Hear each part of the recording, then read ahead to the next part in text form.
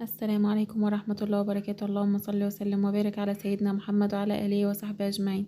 النهاردة هنعمل مكرونة بالبشاميل بطريقة سهلة وبسيطة جدا، جوسي جدا، والبشاميل دايب فيها قوي وطري جدا. شايفين معانا ازاي؟ هنا كانت سخنة وبقطعها والبشاميل سايح كده فيها، اللي بيحب البشاميل سايح فيها.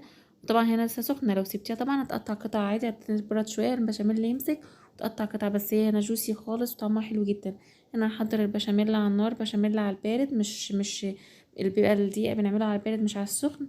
بندوب شوية دقيق في شوية مية، ونحط شوية معلقتين سمنة وننزل بيها على الدقيق على السمنة على طول. ما بنحمرش الدقيق في السمنة.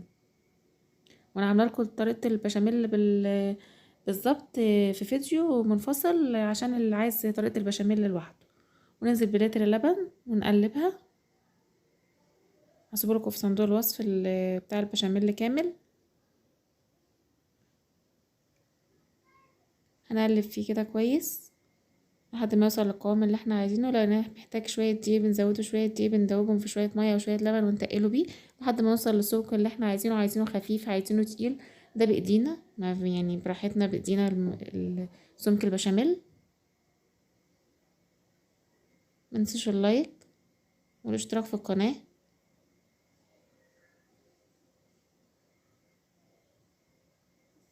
هنا اهوت بدأ يوصل للسمك اللي انا عايزاه، تقل معايا اهوت وبقى سمكه حلو ومظبوط.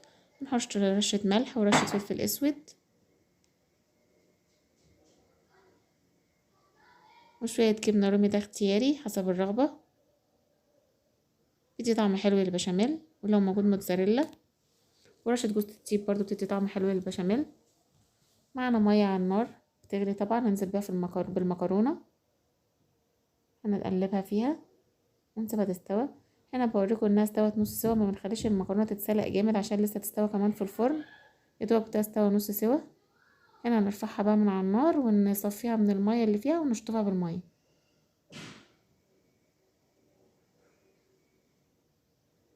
هنا هنعمل بقى الصينيه، هنجيب صينيه فاضيه ونحط فيها بشاميل في الارضيه الصينيه، نغطي الصينيه كلها بالبشاميل.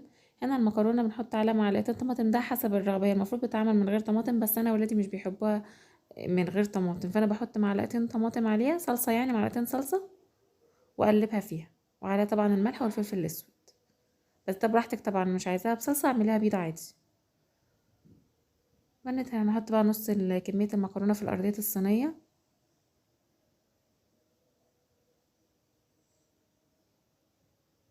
وننزل عليها بطبقه بشاميل.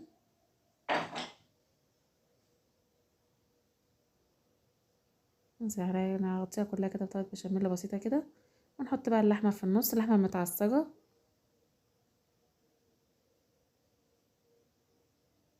وطبعا اللي مش عارف اللحمه طريقه اللحمه المعصجه، هي بنقطع عليها بصلايه ونحطها على النار ونحط عليها التوابل بتاعها. وانا عامله لكم برده اللحمه المعصجه في فيديو منفصل، اللي عايز برده يتفرج عليها هصور لكم برده في صندوق الوصف. مرضتش اطول عليكم الفيديو. هنغطي بقى المكرونه كلها بطبقه البشاميل بقى، نغطي الصينيه كلها بالبشاميل، ونكون مولعين الفرن على درجه حراره 200 على الشبكه اللي في النص، ونحطها وندخل صينيه المكرونه بتقعد ساعه بالظبط في الفرن وشها بيحمر جدا. هنا برش رشه جبنه رومي بقى، بتدي طعم حلو قوي ولون، يعني طعم جميل ولون حلو جدا للمكرونه البشاميل، من غير ما نحط بقى بيض على البشاميل ولا اي حاجه. شايفين لونها عامل ازاي؟ وجوسي وطريه جدا من جوه وطعمها حلو جدا. هتعجبكم اوي، جربوا الطريقه دي مش هتندموا. ياريت متنساش اللايك والاشتراك في القناه وتفعيل الجرس عشان يوصلكوا كل جديد، ومتنساش بتعليقاتكم عشان نعرف ان الفيديو عجبكم. وشكرا.